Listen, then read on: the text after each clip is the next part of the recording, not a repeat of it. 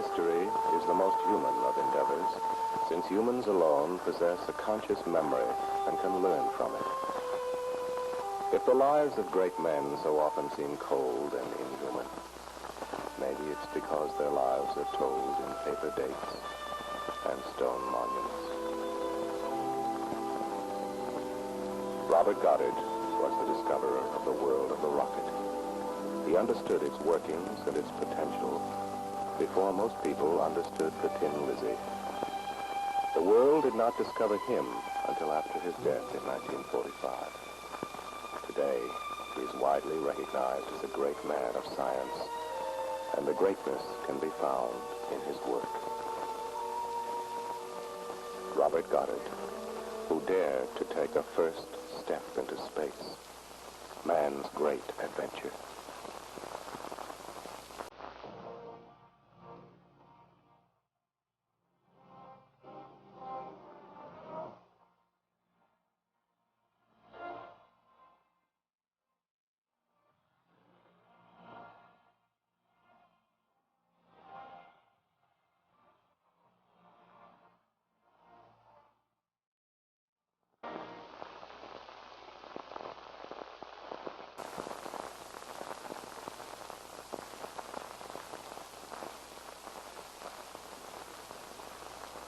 The man can be discovered through the words of the person who knew him best, Mrs. Robert Goddard. I'm only an echo of Bob, really. Only a stand-in for him. But it had to be, because my husband died at 62. He should have had more years to work, to organize his materials and summarize things. In the years that I have worked on his papers, I have constantly had the feeling that Bob would have done all this much better than I. But lacking Bob, I think I'm the next best thing, because I care more. My husband was a product of New England and Boston. He was born in Worcester in October of 1882, of Yankee stock. He lived in Boston for the first 16 years of his life, and then returned to Worcester. He was just an average schoolboy and showed no special aptitude in mathematics. However, he read a good deal of early science fiction, such as Jules Verne and H.G. Wells. But the idea of making something that would fly into space came one day when he was 17 years old, in Worcester. He had climbed a cherry tree to trim off some branches, and as he looked across the meadow, he had a daydream about how wonderful it would be to make something that would go higher than anything had ever gone before. During his college years, the dream wouldn't be put away. It wouldn't down.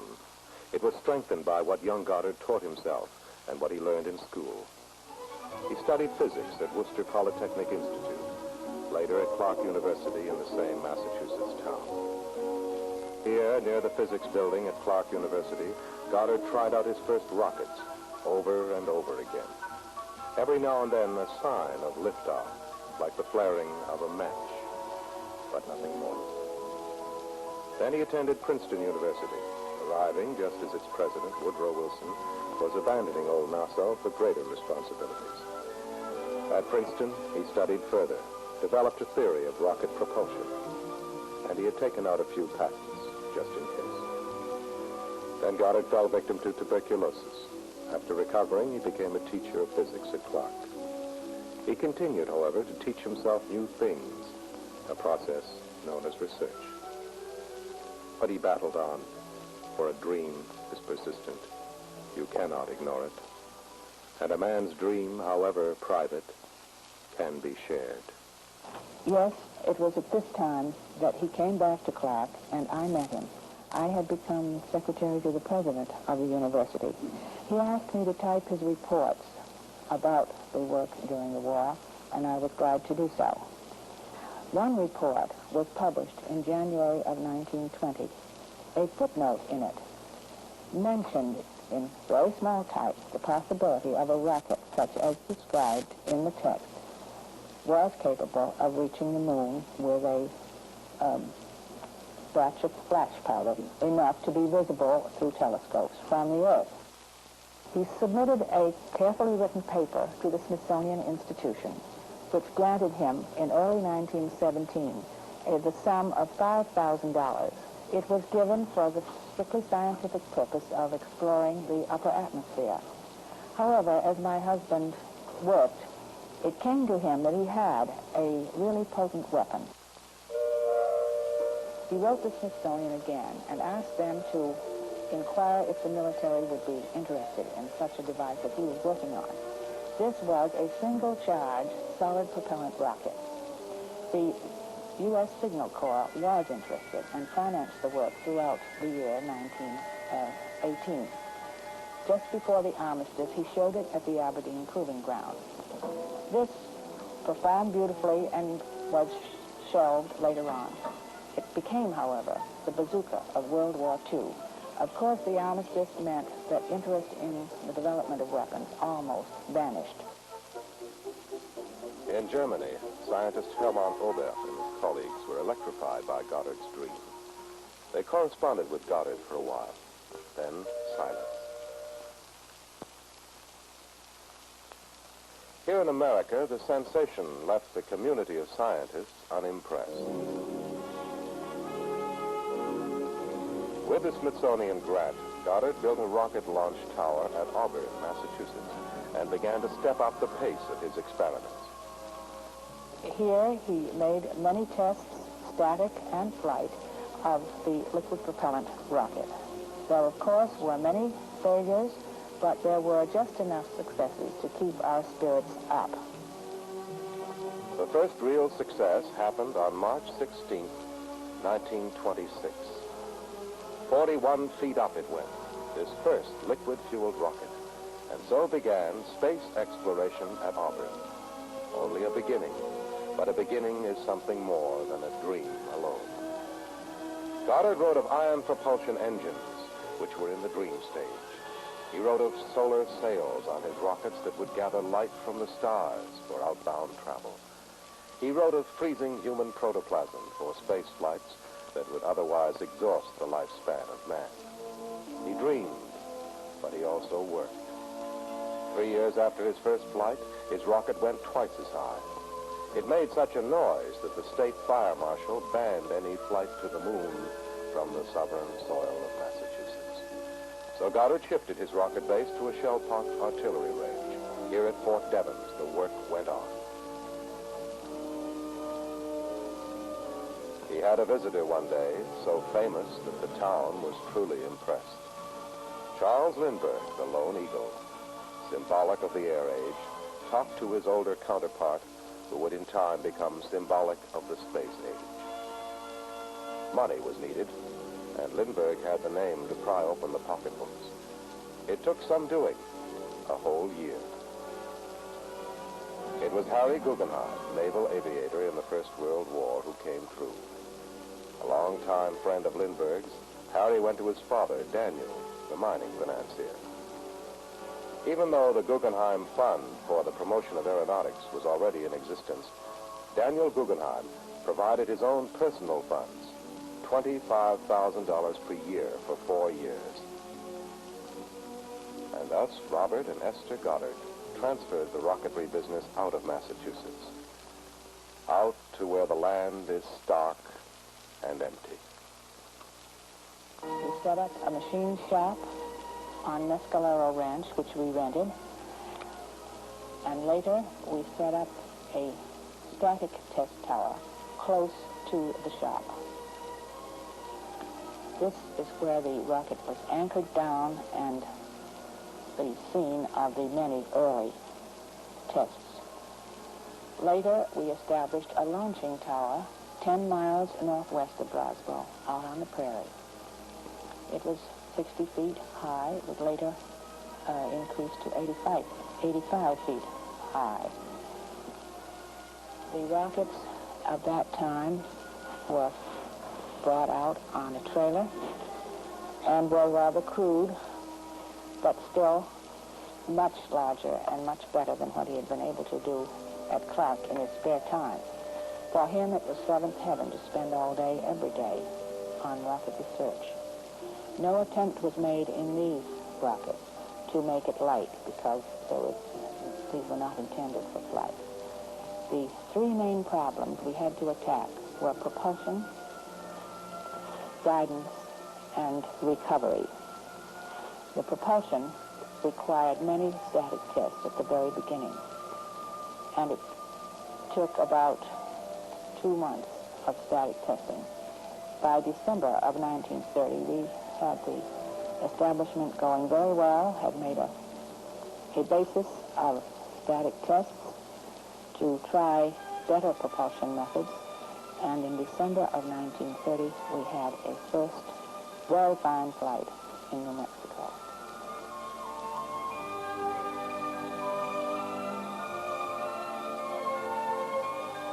The static tests require all kinds of gauges to make sure that we know what is happening in every part of the anchored down rocket. A moving picture camera takes pictures of these gauges.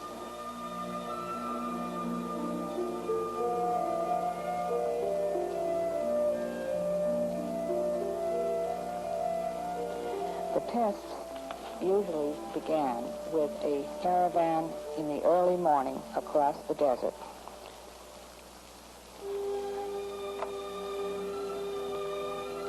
The rocket was always carried on a trailer. In the early days, the trailer was rather small. Later, we had a very large four-wheel one. We also started with a modest Model T truck, but later we had a very fancy panel truck. This was a happy day for the boys who had to keep that Model T running.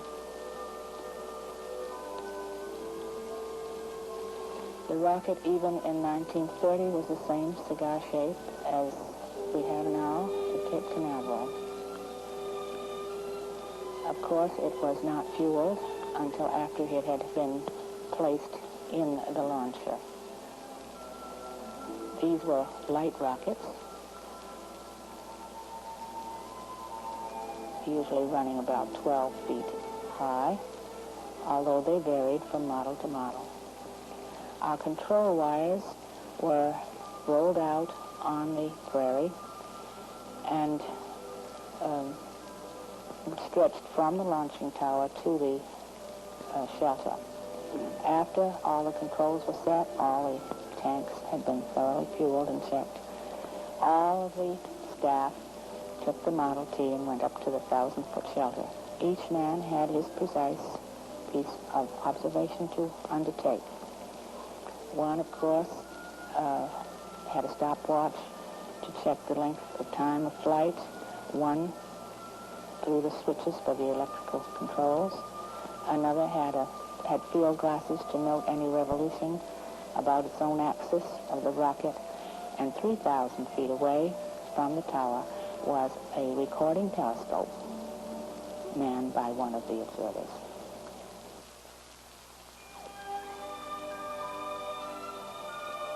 A cloud of black smoke allowed the moving camera operator to follow it a little more easily. This is an early informal picture of a device that my husband developed to persuade a patent office examiner to grant him certain claims in a patent covering a gyro to guide a rocket. It is very difficult to understand the principles of gyroscopes, and no blame should be attached to the patent office examiner. He got his patent on the basis of this device. The gyro operates under a very special system of laws, but it is the heart of the rocket. It controls the two sets of vanes that my husband developed to guide a rocket in space. One set is movable into the blast, down low. The other set is a little higher up and are folded against the side of the rocket. The first are called the blast vanes, and the second set are called the vanes movable into the streamline.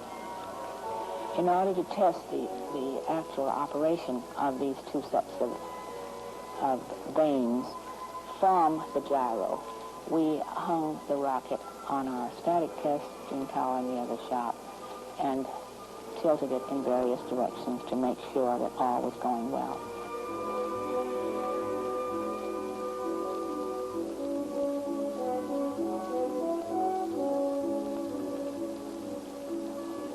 The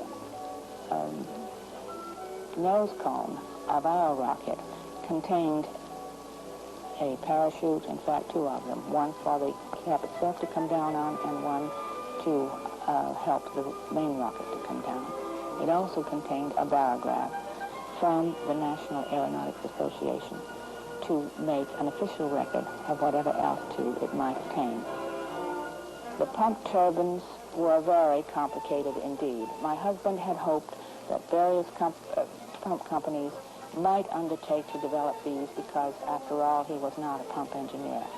But all were shaken by the needs that he expressed.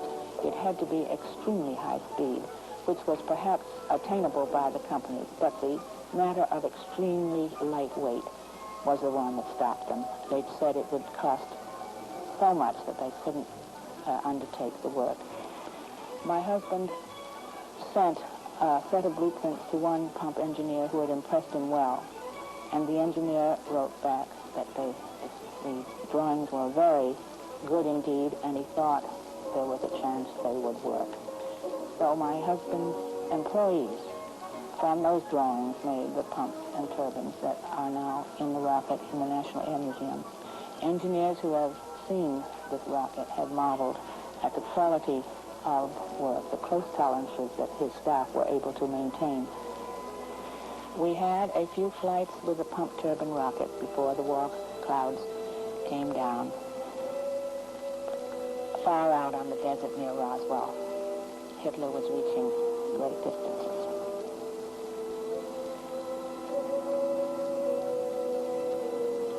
In taking the moving pictures of these flights, it was necessary to gauge just from the point where propulsion visibly ceased, how high the coasting would go, and then where it would tilt downward and where the parachute would blossom.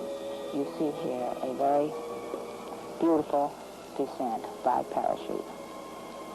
This was quite a problem to solve, this matter of re-entry, so that we could salvage a good portion of the rocket. It is difficult to have a parachute open at the maximum height because the conditions vary so at that time.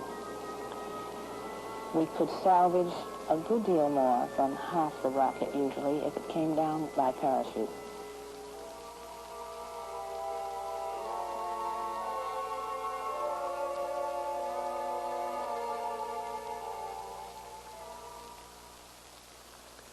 In 1930, Daniel Guggenheim died.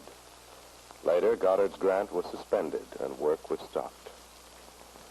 But after 2 years back at Clark University, Goddard returned to New Mexico, for the grant was renewed by the Guggenheim Foundation itself. The very day after their return to Mescalero Ranch came a visitor, Charles Augustus Lindbergh, whose purpose was to spur on the deliberate Goddard in his work. May 1935, Nell climbed 7,500 feet, the highest to date. The town of Roswell was a fruitful town for the Goddards. Oh, yes, indeed. The 30s were the golden years for the Goddards. We had a very pleasant place to live. The climate that was good for the rocket was also very good for my husband, although that was only incidental. And he could rest evenings at a nice, cool country home, paint on Sundays when he liked. He could also play the piano, and we occasionally went to the nice air-cooled moving picture theater to see Laurel and Hardy and some of his some of his other favorites. March 1937. Nell had grown to 16 feet 5 inches long. Off she went. She rose higher and more nearly vertical than in any other previous flight, Goddard told his diary, between 8,000 and 9,000 feet. This was the high point of the space effort, entirely unofficial, of the United States of America. In 1939, Goddard and Lindbergh met for the last time. The meaning of the visit let's move fast. They didn't know how much ahead of us the Germans were in this new science of rocketry. As the war in Europe broke out, Robert Goddard tried to interest the United States Army Air Corps in the potentiality of the 500-pound rocket that had been evolved. Harry Guggenheim, in the name of the Guggenheim Foundation, offered his private money to back up the defensive power of America. My husband came to Washington and joined Mr. Guggenheim when the latter offered the entire shop in Roswell, the staff, my husband's services, and all the knowledge, know-how that had been worked out down there. My husband described what he had, showed the films.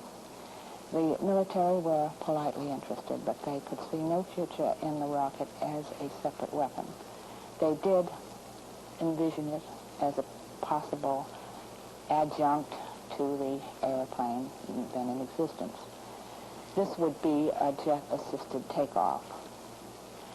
One member of the meeting was a representative from the Army Air Corps, and I think he shocked almost everyone present by remarking that World War II would be won with mortars. The second thing that was, of course, much more pleasing to us was that a procession of young flyers had begun to come to Mescalero Ranch. These were fighter pilots, or also some of the commercial pilots, who had gained a keen sense of the limitations of the propeller, and they knew something fresh had to come. They were interested in this rocket. They thought possibly this was the answer, at least for bursts of power that might get them out of trouble in a pinch. Goddards and their whole Mescalero team went to Annapolis, sometimes running as many as 50 tests a day.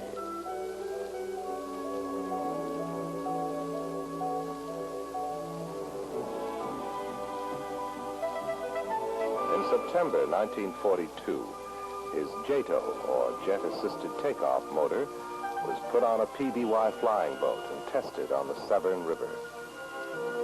The angle of climb was a lot better already than from a propeller thrust alone.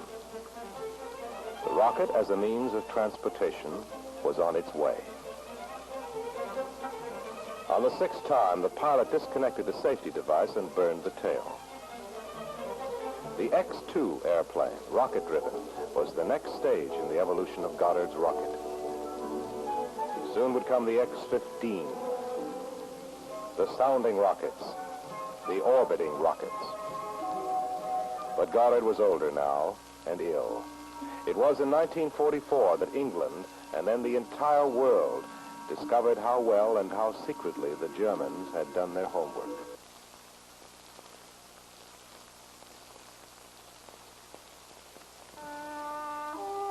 Robert Goddard was dead at the age of 62, a victim of cancer.